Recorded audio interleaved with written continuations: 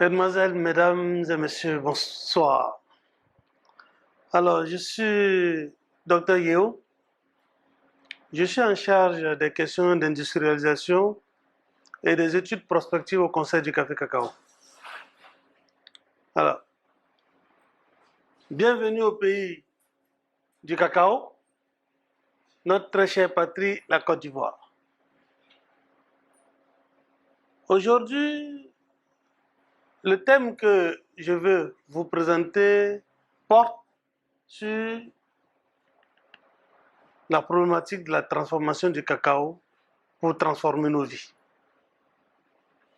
De quoi s'agit-il? Voici un pays comme la Côte d'Ivoire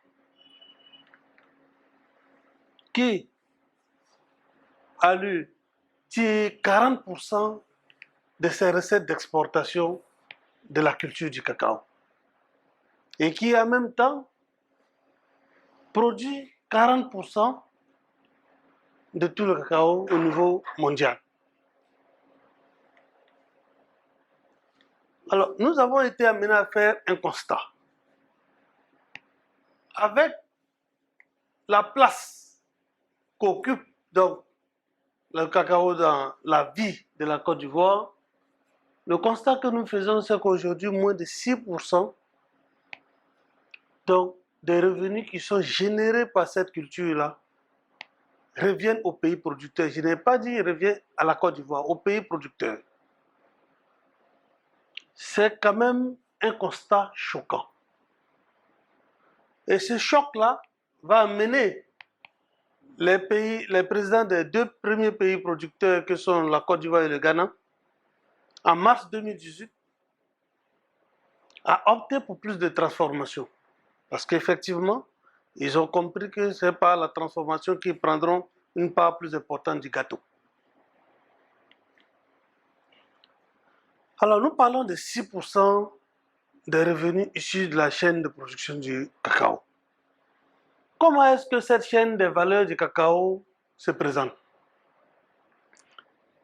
J'ai essayé de caricaturer ici la chaîne des valeurs du cacao en deux schémas d'un même graphique, mais qui ramènent pratiquement, que ce soit l'un ou l'autre, ils ramènent pratiquement à la même situation. Sauf que les acteurs, parfois, peuvent changer. Vous avez un premier schéma où ce sont des coopératives de producteurs qui, elles, vont collecter le produit. Donc, je vais parler du cacao fermenté, séché, comme il est attendu des broyeurs. Ce cacao collecté auprès des producteurs va être donc porté aux exportateurs ou encore que j'appelle des acheteurs. Et à partir de là, il est convoyé de l'autre côté vers un autre acteur que nous appelons la contrepartie. Et cette contrepartie-là, parfois peut être des négociants ou encore les industriels. Le second schéma que vous avez fait intervenir un autre acteur dont je n'avais pas parlé plus haut, ce sont les pisteurs. Les pisteurs ici qui apparaissent dans la chaîne de valeur vont travailler pour le compte des acheteurs. Ils collectent donc à la place des coopératives le cacao et ils le font pour le compte des acheteurs qui le portent aux exportateurs. Et là, on voit un autre acteur qui apparaît, c'est le transformateur. Maintenant, une fois le cacao est à la main des exportateurs, le schéma précédent présenté s'observe. Il est toujours porté soit à un négociant ou un industriel dans la contrepartie que nous avons indiquée. Et lorsqu'il s'agit du transformateur, vous avez des transformateurs de niveau 1 et 2 qui sont installés sur le territoire ivoirien. Ceux-là, pour la majeure partie d'entre eux, se contentent de broyer le cacao et au besoin de sortir du beurre de cacao, de sortir des tourteaux et parfois la poudre comestible du cacao.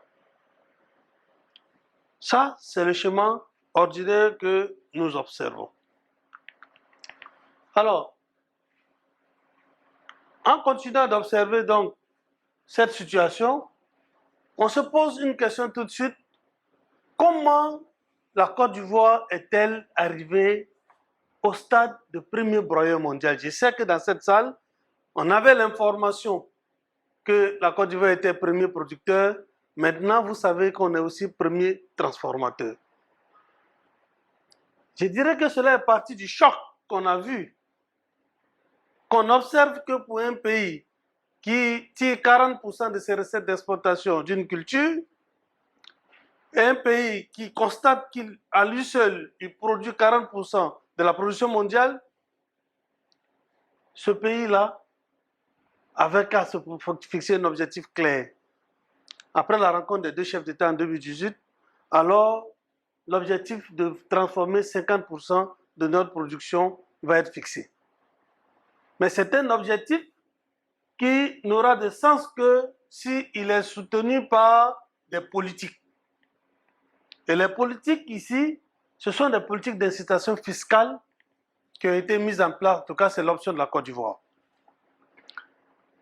La matérialisation de cette politique d'incitation fiscale-là est l'instauration d'un droit unique de sortie différencié. Alors, je vais vous expliquer un peu en quoi consiste ce droit unique de sortie différencié. Il existe déjà le droit unique de sortie qui s'applique à tous les produits qui sortent du pays. Mais dans le cadre donc des produits issus de la transformation, ce droit unique de sortie a été appelé différencié parce qu'il donne des avantages, des possibilités selon le niveau d'œuvraison. Alors, il est prévu des exonérations. Juste pour quelqu'un qui ne fait aucune transformation sur la fève, le droit unique de sortie est fixé à 14,6%. Et en fonction de votre niveau d'œuvraison et du volume transformé, vous pouvez vous retrouver à 0%. Et ça, c'est le cadeau qui est fait à tous ceux qui vont jusqu'au chocolat. Je vais vous épargner un peu des différents pourcentages intermédiaires. Alors, quand vous avez un tel taux qui est indiqué, il existe aussi, en plus dans la même politique fiscale d'incitation fiscale là, des exonérations qui portent sur les équipements et sur les droits de douane et la TVA. Donc, on va dire que tout investisseur qui choisit la destination Côte d'Ivoire va se voir être exonéré de la TVA sur l'ensemble du matériel qu'il importe pour l'implantation de son unité de transformation. Également, les droits de douane ici seront exonérés sur les différents équipements qui viennent pour l'usine. Mais cela est assorti d'une convention que vous signez au niveau du CPC. Il s'agit d'en faire la demande. Aujourd'hui, quand on a fini de présenter donc cette Côte d'Ivoire qui a été pour premier producteur, ensuite premier transformateur parce qu'elle s'est donné une politique suffisamment bonne pour attirer les investisseurs, nous regardons dans le futur. Qu'est-ce qu'il reste à faire pour nous assurer que l'objectif qu'on s'est fixé sera maintenu, vu que les résultats sont déjà visibles à partir de la politique fiscale d'exonération. Alors, nous pensons à l'implantation d'unités de transformation de moindre capacité. Aujourd'hui, la transformation dont je vous parlais porte donc sur les multinationales qui ont des grosses usines de transformation. Alors, nous pensons qu'avec une transformation de niveau moyen, on peut cibler déjà les nationaux qui veulent atteindre un certain niveau de transformation et qui n'ont pas forcément les gros moyens. Ensuite, il y a la technologie de la transformation à petite échelle qu'il faut encourager. En ce moment, vous ciblez les coopératives. Déjà, au niveau de chaque coopérative, les producteurs eux-mêmes sont capables, avec des petites technologies, de pouvoir transformer une partie de leur production. Ainsi, ils capteront directement de la valeur ajoutée et ils pourront mieux apprécier le fruit de leur effort.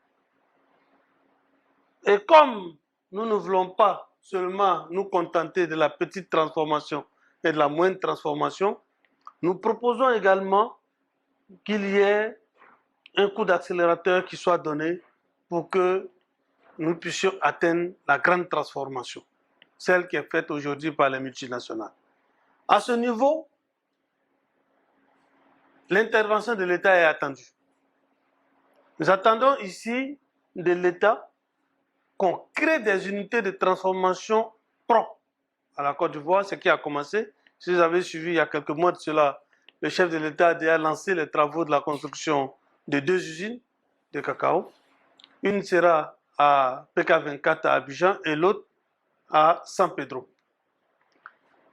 Ce modèle d'unité de transformation ne vise pas pour l'État à prendre la place du privé. Il s'agit de développer un savoir-faire, d'attirer des nationaux vers ce savoir-faire et ensuite ouvrir le capital aux sociétés privées qui vont progressivement récupérer donc cette transformation du niveau qui est souhaitable. C'est sur ces points que nous voulions donc nous arrêter pour vous dire merci. Merci pour le petit voyage qu'on vient de faire au pays du cacao.